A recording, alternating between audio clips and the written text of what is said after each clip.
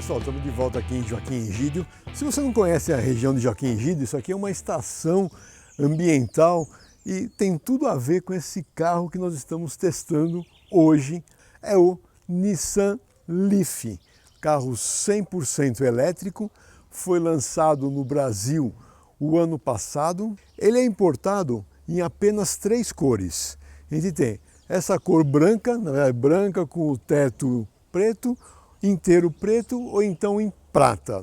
O grande apelo ou a grande vantagem é você poder ter um capô mais baixo, permitindo assim que o coeficiente de arrasto aerodinâmico seja bem baixo. Nesse caso aqui é 0,28. E o que a gente vê aqui na dianteira? A grade não existe, praticamente é fechada, tem uma imitação de grade aqui, mesmo porque não tem aquele radiador grande que um motor a combustão precisa. A iluminação frontal é toda em LED com luz de rodagem diurna e aqui embaixo a gente tem uma entrada de ar que é justamente para o radiador que faz o arrefecimento das baterias. Bom, o carregamento é feito através de 2 tomadas que estão aqui dentro. Vamos vê-las. É bem interessante que a gente vê que tem uma luz aqui para iluminar esse compartimento em caso de você estar à noite. E nós temos a primeira tomada, é de tipo 2, de carga lenta, e essa outra aqui também é de tipo 2, só que é de carga rápida. Então você tem as 2 opções aqui para carregamento. O que eu percebi já nessa semana de uso no carro, são poucos os carregadores disponíveis nos eletropostos com tomada tipo 2. Então é importante você ter sempre um adaptador que faz a adaptação de tipo 2 para tipo 1 ou vice-versa, de tipo 1 para tipo 2, que aí você consegue ter mais flexibilidade na hora de fazer as recargas. Uma outra crítica também vai para o Graal, quilômetro 67 da Anhanguera, que é a segunda vez que eu paro lá para abastecer carro elétrico e o eletroposto lá está desligado e não tem nenhum aviso. Só quando você chega lá que você vê isso. Então é uma coisa ruim para quem está usando um carro elétrico no Brasil, está começando a usar, né? Muito bom. E aí vamos dar uma olhadinha no motor. O motor desse carro elétrico, 149 cavalos ou 110 quilowatts, ele proporciona 32,6 kgfm de torque.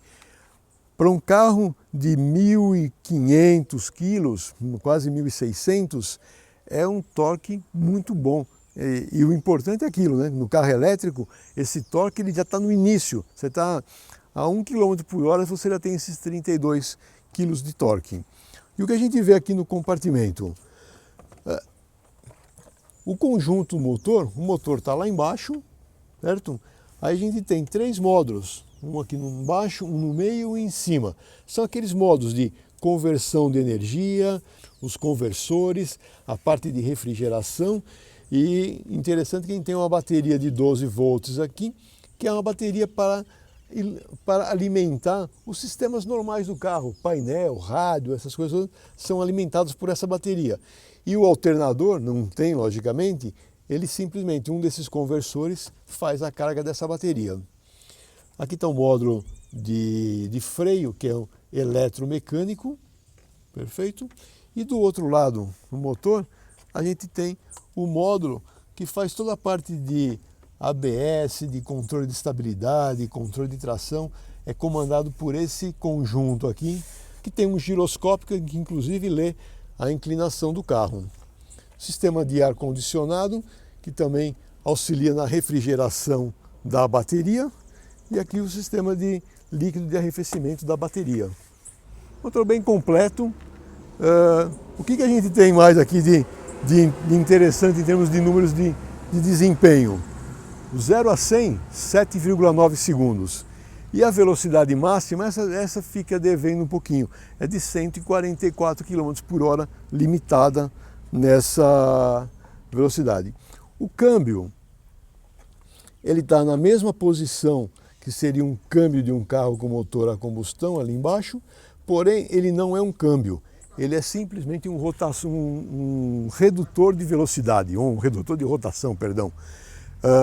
Esse motor, ele chega até 10.000 RPMs e esse redutor tem uma redução de 8,19. Ou seja, é como se você tivesse um diferencial de uma relação de 4:1 e uma última marcha de 2:1, né, para fazer essa redução. Então, continuando nessa linha do capô bem inclinado, o para-brisa também tem essa linha inclinada e ele segue, né, com uma altura não muito grande, ou seja, toda a linha do carro é uma linha bem aerodinâmica.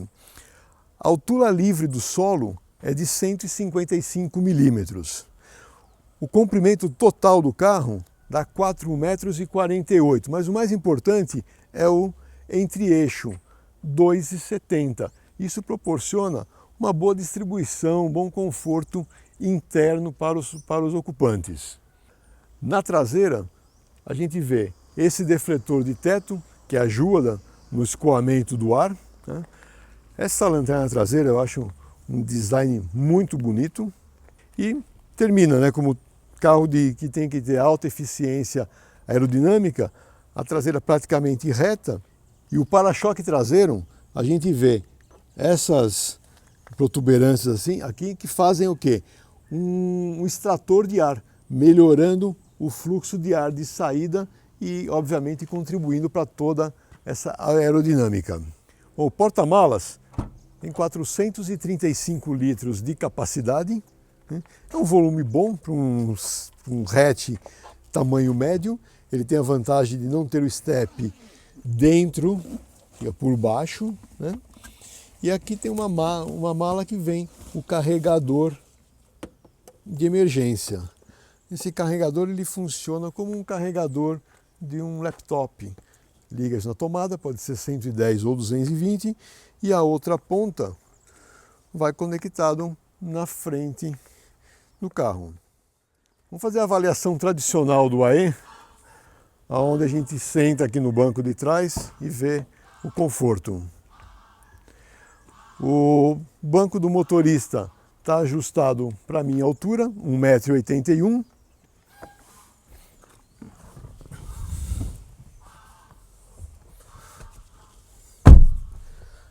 O espaço para joelho é razoável. Um déficit, não tem espaço para os pés embaixo do banco. Por quê? Porque como as baterias estão todas colocadas no assoalho do carro, ele acaba deixando o assoalho mais alto, porque o pacote de baterias tem quase uns 15 a 20 centímetros de altura. E o mesmo acontece aqui no túnel central, né? Ele é bem mais largo, bem mais alto, porque todo o conjunto de bateria, controle das baterias estão aqui. Mas para 4 passageiros ele tem um bom espaço aqui, espaço bom para a cabeça. Na lateral chama atenção esse logotipo Zero Emissions, esse carro não polui. Os pneus são pneus do tipo verde, que também tem baixo atrito de rolamento. Dimensão 215/50/17. Essa roda eu acho muito bonita, essa diamantada, o design dela é bem bacana. Bom, vamos dar uma volta, vamos indo até o posto para fazer análise técnica no elevador. Bom, a chave é presencial, tem um espaço no console central para deixá-la. Carro elétrico, a gente não liga, a gente ativa. Pronto, o carro está ativado, praticamente não tem nenhum ruído, a não ser o ruído da ventilação interna. Uma coisa que é um tanto quanto bizarro por ser um carro elétrico de alta tecnologia. O freio de estacionamento, ele é no pé aqui, é um pedal. Você pressiona para aplicar e pressiona para soltá-lo. Tem um joystick, praticamente, que você puxa para o lado e para trás, condição drive e saímos.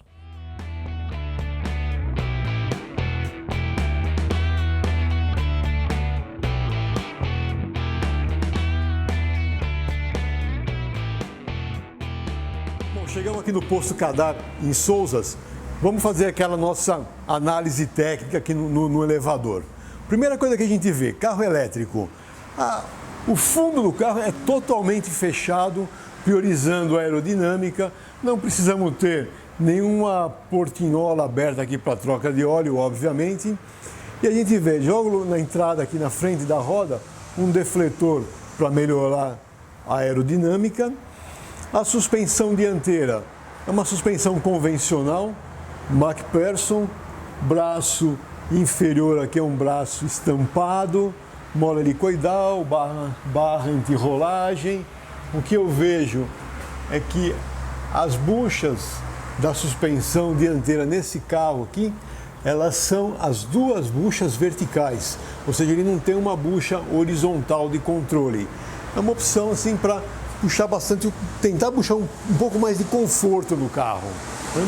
Vamos ver aqui a parte de trás. O fechamento vem até o eixo traseiro, então por baixo ou por cima, né, desse fechamento estão as baterias. O eixo traseiro é um eixo de torção, tá? Então você vê essa barra em U aqui, que é responsável pela torção.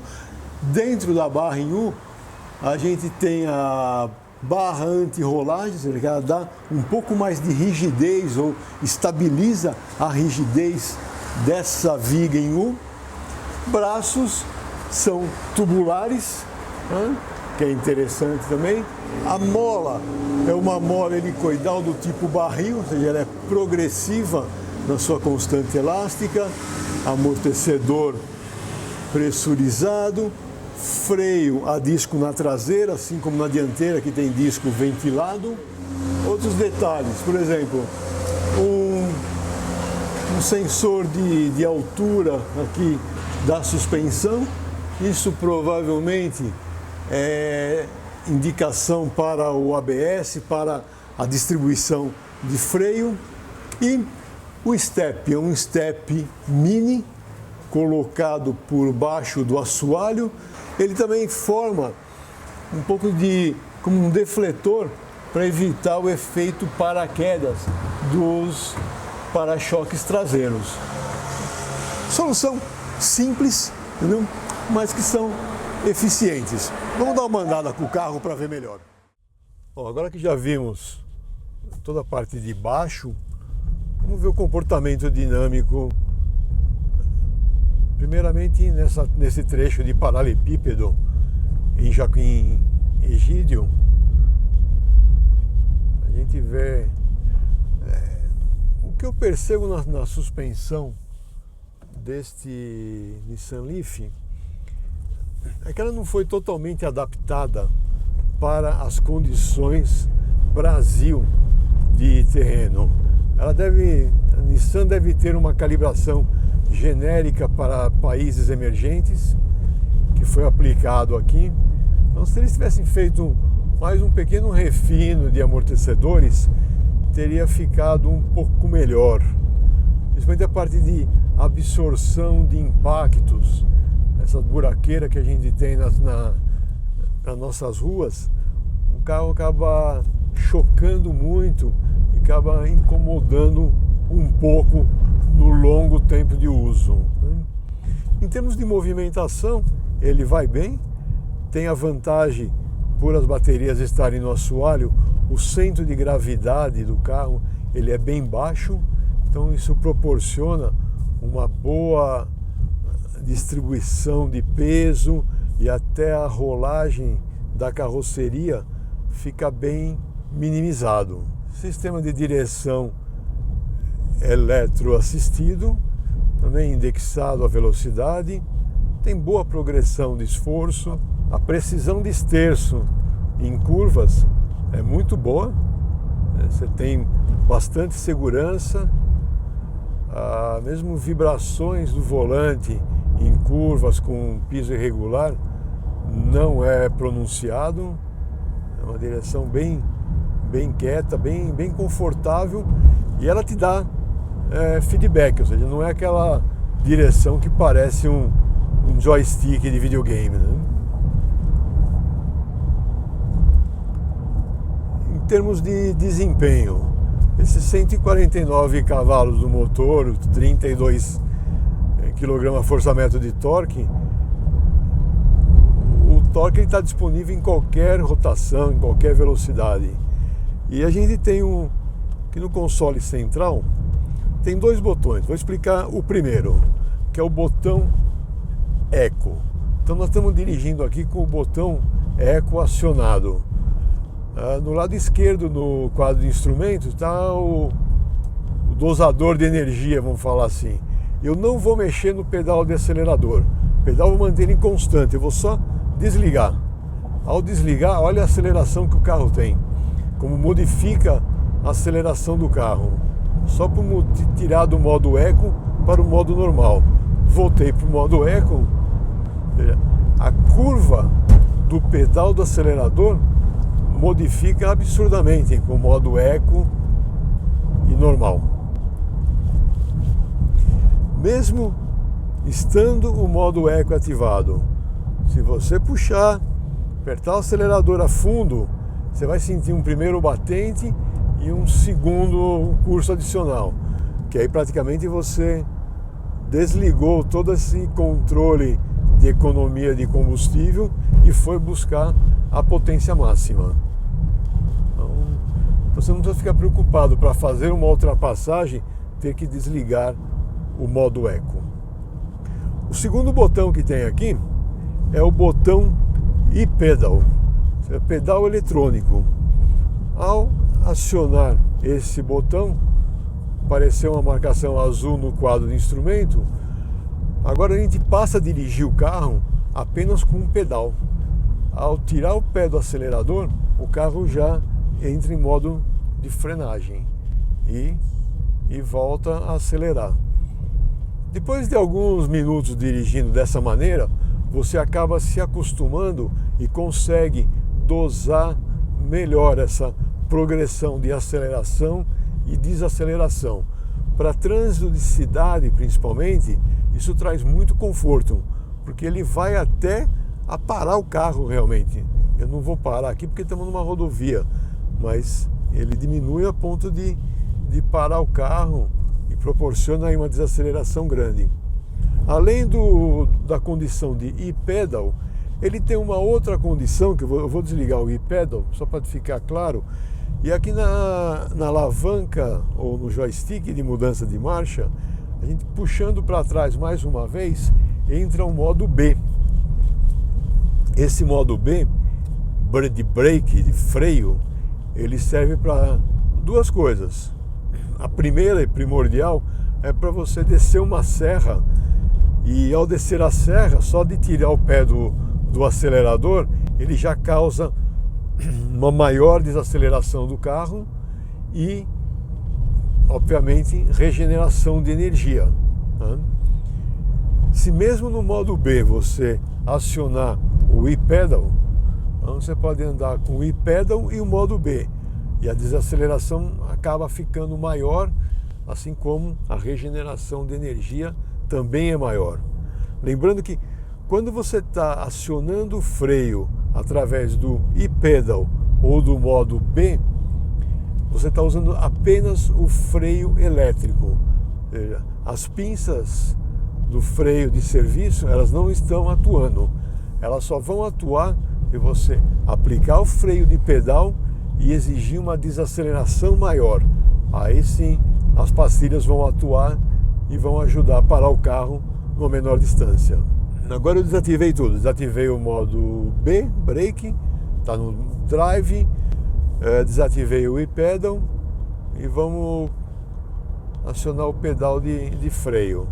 Então, em desacelerações leves, ainda está tendo uma regeneração de energia. Vamos acelerar um pouquinho mais, uma desaceleração um pouco maior.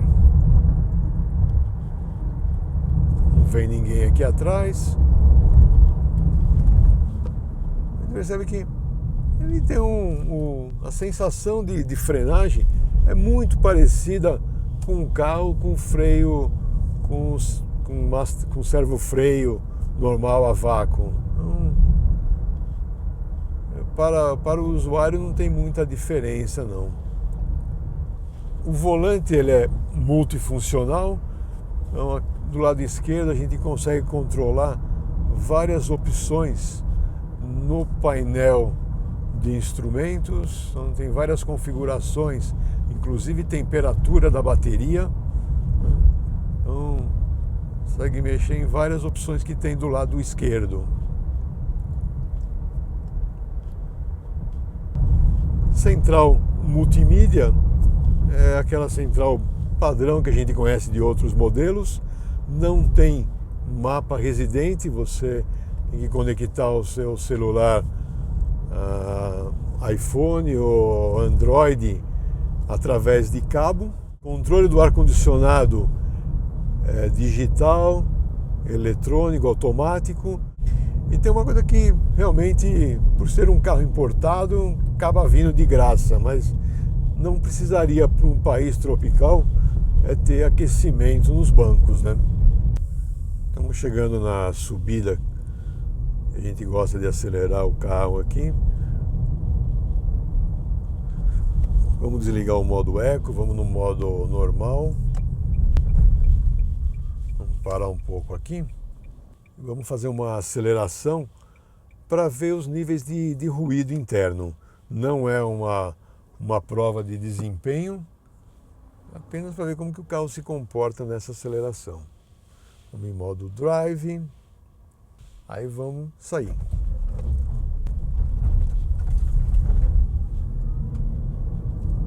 Potência máxima.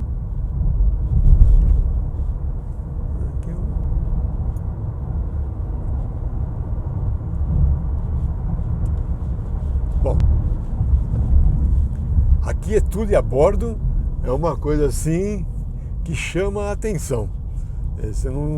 Se você gosta de um ruído de um V8, fuja desse carro. Se você gosta do conforto, do silêncio, venha para esse tipo de carro. É essa que a gente pode dizer, né? Então, ele acelera bem, as retomadas de velocidade são outra coisa abissal, né?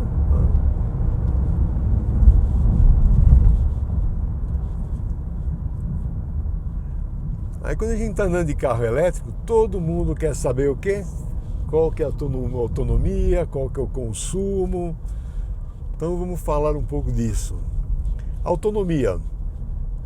A bateria desse carro tem 40 kWh de capacidade. Isso se traduz em cerca de 250 km de autonomia. Se você desligar o ar-condicionado, estiver andando numa condição mais fria, pode chegar até perto dos 300 km. O tempo de carga, aqui no próprio painel de instrumentos, no quadro aqui, a gente consegue ver. Por exemplo, nesse momento, nós estamos com 69% de carga da bateria. Então, o que a gente vê aqui nesse indicador? Que para chegar a 80%, se eu tiver ligado num carregador de 3 kW, ele carrega em 1h30 até 80%. Ou para chegar no 100%, ele precisa de 6 horas e meia. Então, logicamente, conforme for gastando mais esse nível da bateria, esses outros tracinhos que estão aparecendo aqui, eles vão te dar tempo de carga para chegar a 25, a 50, a 80 e a 100.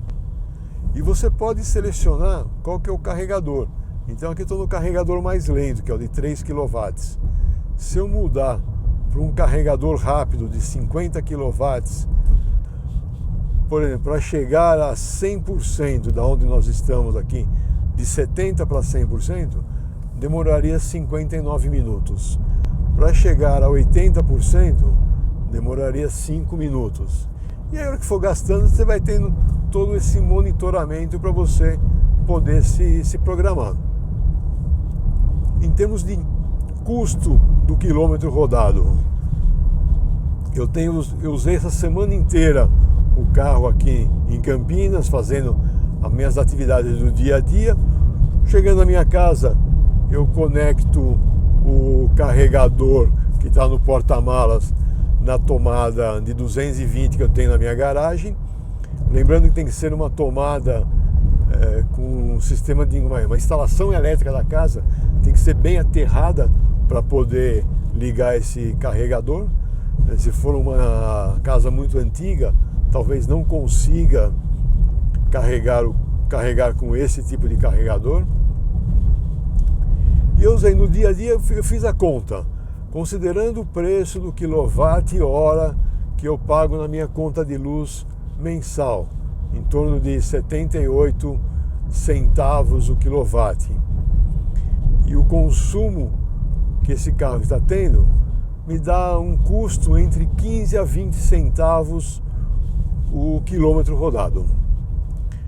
Eu fiz o mesmo cálculo de um carro desse tamanho andando com gasolina ou com álcool. O custo é praticamente o dobro, cerca de 30 a 35 centavos o quilômetro rodado. Então, economicamente, ainda vale a pena você ter um carro elétrico. Complementando a parte de consumo, você com um carro flex, você está andando na cidade e vai pegar a estrada, você está lendo ali, às vezes, a autonomia tua de 150 km de autonomia. Quando você entra na estrada, essa autonomia tende a crescer. Por quê? Porque um carro flex ou a diesel, na estrada ele consome menos combustível. Então a autonomia, se você se manter naquela situação, ela vai crescendo. No carro elétrico é o oposto. Você está com 150, vai pegar uma estrada. Você imagina assim, agora na estrada eu vou fazer 200? Não, não vai. Você vai fazer os 150. Porque na estrada, em alta velocidade, o carro elétrico ele consome mais do que em baixas velocidades na cidade. Então tem que ter sempre essa mudança de pensamento também. O controle de velocidade de cruzeiro, ele é adaptativo, ou seja, ajustada a velocidade, se o carro à frente diminuir, ele vai diminuir também, chegando até fazer o stop and go, ou seja, num trânsito de cidade, ele para totalmente o carro, caso o carro da frente venha parar. A única coisa é que você vai ter que, por questão de segurança, reacelerar para ele voltar no movimento. Tem o alerta de saída involuntária de faixa, ele é somente alerta, ele dá um sinal sonoro e o volante trepida, mas ele não faz a correção do carro de volta para a faixa. Tem o alerta de emergência, de parada de emergência, caso algum carro, pedestre ou animal atravesse a sua frente. Veja, nesse lado de segurança é bem completo, em todos os sistemas de airbag, os obrigatórios frontais e os auxiliares. Em termos de conforto e conveniência, o que ficou faltando, a meu ver, foi o comando elétrico dos vidros, que ele é um toque para descer apenas no motorista. Todos os 4 para subir você tem que segurar o botão acionado. O carregador de celular sem fio ou por indução aparentemente está pronto aqui, mas não tem ainda nessa versão. E o conforto geral do carro, espaço, posição de dirigir é muito boa, né? Os bancos não dão fadiga no corpo. Eu gostei bastante do conforto geral do carro. Bom, espero que vocês tenham gostado desse vídeo. Se gostaram, deixe o seu like para nós aí. Se não gostaram, pode deixar o dislike também. Deixe seus comentários. E como sempre, no site tem toda a matéria completa, com mais fotos, ficha técnica, lista de conteúdo. E muito obrigado pela audiência de vocês e até a próxima.